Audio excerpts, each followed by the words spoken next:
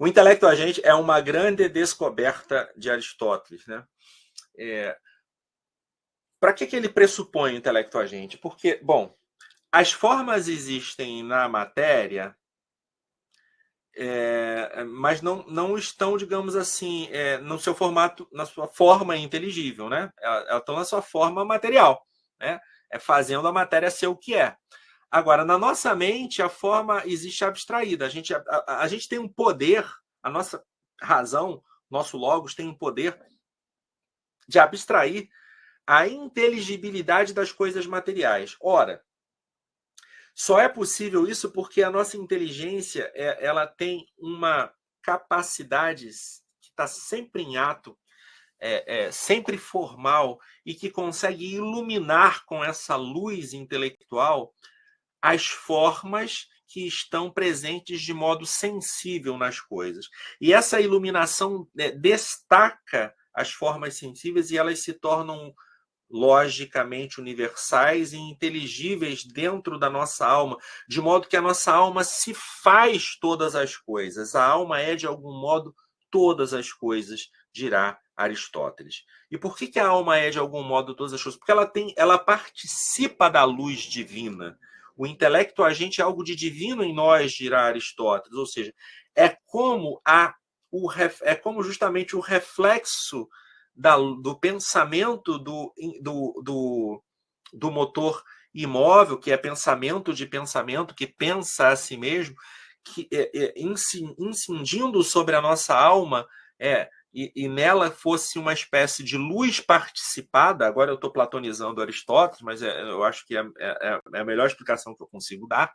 É como se o intelecto fosse uma espécie de luz participada no cume da nossa razão, que permite, então, que a nossa inteligência passe de uma situação em que ela não conhece a uma situação em que ela conhece. E quando ela conhece, o intelecto que era possível se torna um intelecto atual, por conta desse intelecto sempre em ato, dessa luz participada sempre em ato.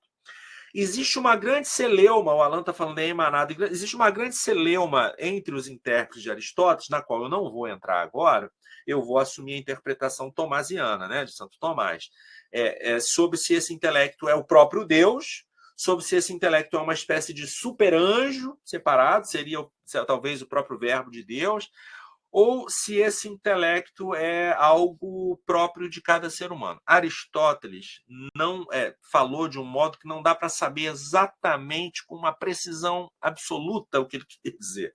Ele disse: o intelecto agente é algo de divino em nós.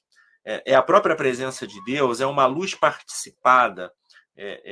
Enfim, Santo Tomás julga que é uma luz participada, que digamos assim, seria... os gnósticos falam da semente de Deus, mas não é exatamente uma parte de Deus como se fosse uma divindade perdida, senão que é o aspecto mais positivo da nossa própria realidade. É aquele aspecto aquela dimensão da nossa realidade que tangencia o mundo divino, ou, por assim dizer, é o ponto da nossa alma pelo qual Deus nos conserva no nosso ser próprio criado. Então é como se fosse uma abertura de luz pela qual a luz de Deus faz com que a nossa própria inteligência perceba a luz das coisas, que é a sua forma. Então, é sempre uma triangulação, como eu gosto de explicar. A luz de Deus incide sobre o nosso intelecto e, de certo modo, através dele incide sobre as formas das coisas, e a forma das coisas e a nossa inteligência se fazem uma só coisa. Uma só coisa. É a nossa inteligência modulada como aquela realidade, né? Bom, o homem pode conhecer assim todas as coisas inferiores. Todas as coisas materiais que estão no mundo são partícipes da inteligência humana, por assim dizer. De modo que Adão, no paraíso, nomeou todas as coisas, porque todas as coisas materiais que estão no mundo são inferiores ao homem. Tudo que o homem conhece é inferior ao homem. Tudo que o homem conhece nomeando é inferior ao homem. Agora, Deus pode ser nomeado só de maneira muito inadequada, né? É todo o problema da teologia dos nomes divinos, que eu só vou poder falar bem, porque Aristóteles não falou, quando eu falar do São Dionísio, né? São Dionísio Areopagita, ou Pseudo Dionísio Areopagita, só vou poder falar das atribuições ou nomes divinos aí. Nós não podemos captar a essência divina, né? Nós percebemos de acordo com Aristóteles e com Santo Tomás, que vai levar muito mais adiante a reflexão aristotélica sobre a existência de Deus, antes dele Moisés Maimônides, entre os filósofos judeus, que eu não vou abordar, mas, enfim, menciono aqui de passagem, os nomes divinos, as atribuições que nós fazemos a Deus de perfeições ou atributos são analogias, né? Assim, Deus é bom, assim, por quê? Porque ser bom é bom, assim, não pode ser uma criatura, perdão, uma realidade perfeita não pode não ser boa, mas nós não temos a menor ideia do que é uma bondade absoluta, porque nós sempre somos bons e ruins, né? Assim, nós sempre somos mais ou menos bons, nós nunca somos perfeitamente bons. Vez ou outra na vida, a gente realiza um ato de generosidade, de caridade, de sacrifício muito intensos e muito generosos, nos quais a gente vislumbra a bondade e a santidade de Deus. Mas mesmo assim é um vislumbre, né? É um vislumbre. Assim, Deus é justo, porque a justiça é uma coisa boa, mas a gente não tem ideia do que é a justiça perfeita, a gente não compreende, né? Nós temos atos justos e às vezes a gente consegue, com a nossa caridade, né, participada por Deus, realizar um ato que supera a justiça dos homens, perdoando uma ofensa antes que o ofensor nos peça desculpas, e é o nosso perdão antecipado que vai dar a ele a força para ele, então, ufa, já se sentir desculpado e ter aquela coragem de pedir desculpa, porque às vezes a gente briga com alguém e não tem a força interior, porque a gente perde a força. Quando a gente ofende, a gente perde essa força até de se dirigir, a gente fica com vergonha de pedir desculpa. Mas quando o ofendido é muito caridoso e ele dá outra face, que é a do perdão, né? Claro que existem ofensas e às vezes não é o ato mais caridoso dar o perdão pronto, porque a outra pessoa pode não aprender com isso. Mas a pessoa que é caridosa geralmente é sábia também, e ela sabe quando ela deve dar um perdão antecipado e quando ela deve esperar o momento mais apropriado para outra pessoa estar pronta para receber o perdão. Porque nem sempre uma pessoa que ofende é capaz de passar da potência da perdoabilidade para o ato de ser perdoado, né? Para ser perdoado é preciso querer também. Então, digo, nós não podemos compreender Deus com a nossa inteligência. Podemos saber que existe e podemos atinar para as suas infinitas perfeições, que no fundo é a perfeição absoluta do ser, mas não podemos entender ou compreender aquilo que nós nomeamos assim. Né? É sempre além do que a gente possa pensar. Né? A ideia de Deus só pode ser pensada perfeitamente pelo próprio Deus, pelo verbo de Deus, né? Pela mente de Deus. O intelecto agente é o ato mediante o qual a forma encarnada na substância se torna inteligível.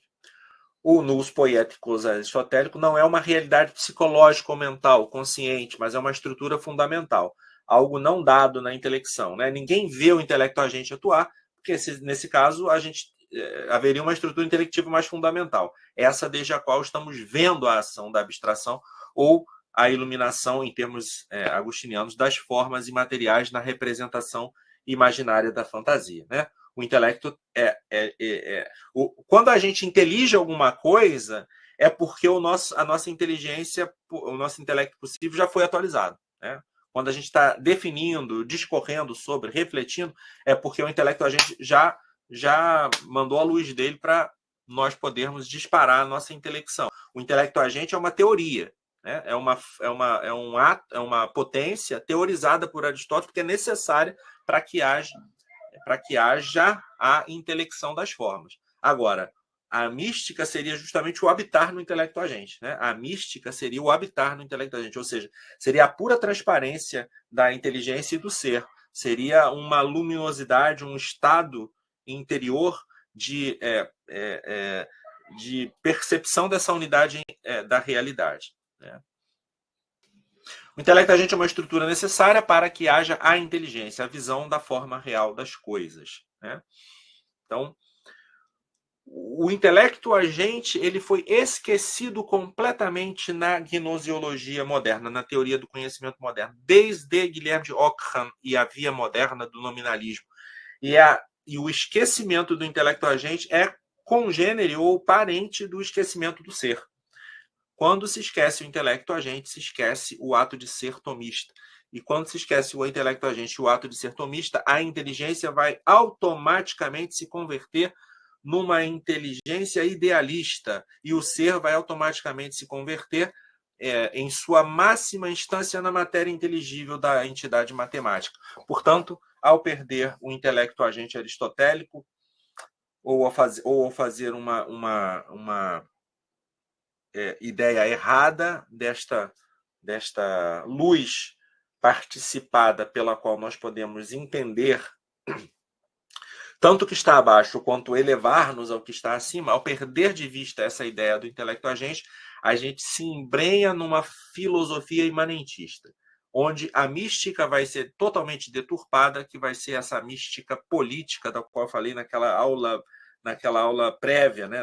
naquela aula preambular da vivência mística. A mística vai se converter numa mística desse mundo e as energias que seriam utilizadas na caridade, que seriam utilizadas na busca da contemplação da verdade, serão exercidas apenas pelo jogo de forças político, ou seja, seria o desperdício das maiores potências da alma em nome de uma visão imanentista e, no pior dos casos, materialista e negadora da própria alma, negadora da própria fonte dessas energias. Este nulo intelecto ou entendimento está no ápice da alma, ele é um ponto em que Deus nos participa sua luz como a luz criada que é o mais íntimo nosso. Poderíamos dizer a imagem divina, nosso espírito. Aí é a passagem de Santo Tomás da Suma Teológica, né? O entendimento separado é o próprio Deus, criador da alma, e o único no qual está a bem-aventurança, como se demonstrará mais adiante. Ou seja, Tomás está refutando a ideia de que o intelecto agente é Deus.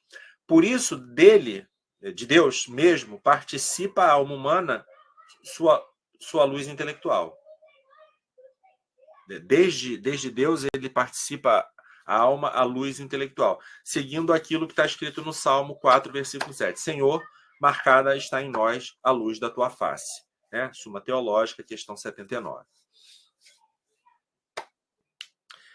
Toda a mística neoplatônica está fundada na ideia do intelecto agente. Tá? Não está fundada exclusivamente, mas depende imensamente dessa ideia do intelecto agente. E toda a mística, e grande parte da mística que vai existir depois do Aristóteles, do neoplatonismo, depende dessa ideia do intelecto. Por isso que eu quis destacar aqui essa ideia. A ideia do intelecto agente de Aristóteles nos permite encontrar na estrutura antropológica do ser humano essa dobradiça que é o intelecto agente, né, do qual participam Deus e o ser humano, ok? É como se fosse a interface entre o mundo divino e o mundo humano. Né? Nossos sentidos captam a realidade sensível, a luz, o intelecto recebe luz de Deus e projeta nas coisas, ou seja, o ser humano é um microcosmos, né? O ser humano ele participa da luz do mundo divino e participa da realidade material através da sua sensibilidade. Então, o intelecto é uma chave, o intelecto agente aristotélico é uma chave para a vida mística, para o desdobramento de todas as filosofias e teologias místicas que surgirão ao longo da história da teologia e ao longo da história da mística especulativa.